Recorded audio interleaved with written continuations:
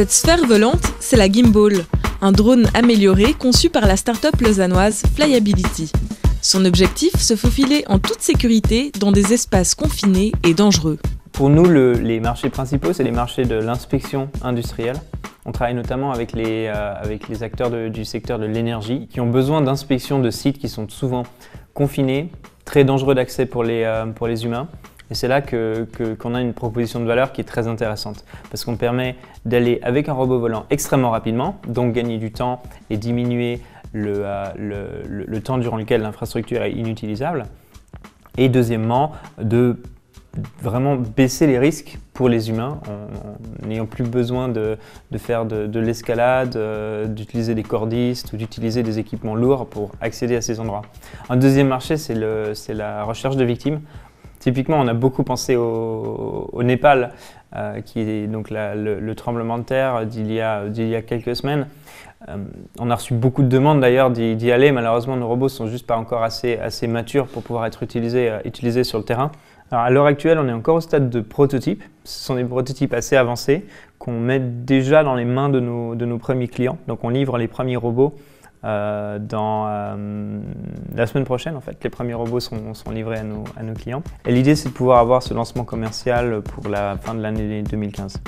Le robot a permis à la jeune équipe de rafler un prix d'1 million de dollars à Dubaï lors d'une compétition internationale de robotique volante.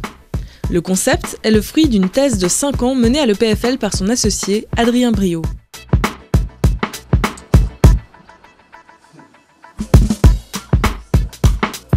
En cas de collision, l'intérieur du robot, donc la partie volante, reste stable et ne va pas être perturbé par cette collision, alors que juste l'extérieur va tourner. Et les pièces principales sont la cage protectrice, donc qui est construite en fibre de carbone pour être le plus résistante et légère possible. Ensuite, il y a un système de double anneau qu'on voit ici, donc qui permet justement ce découplage entre la cage et la partie volante. Et donc cette partie volante, on la voit ici. Donc c'est le cœur du robot avec un système de propulsion, des hélices, 2 moteurs, un système de gouverne qui permet au robot de se stabiliser et de se diriger.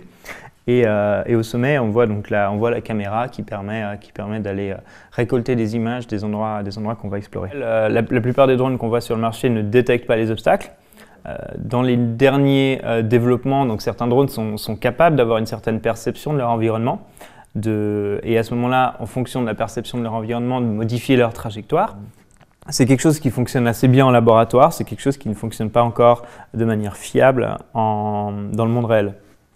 Parce qu'il faut savoir que dans un monde réel, on a des environnements sombres, des environnements avec de la poussière, avec de la fumée, avec des surfaces qui sont réflectives, comme des miroirs ou des fenêtres.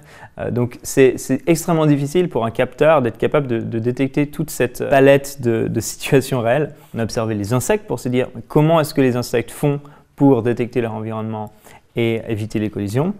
Et une des conclusions de tout ce travail de recherche qui a été fait, c'était de se dire les insectes ne sont pas capables d'éviter toutes les collisions. Mais les insectes sont résistants aux collisions. Avec un budget de 2 millions de francs, la start-up célébrera le lancement commercial officiel de sa Gimbal d'ici fin 2015.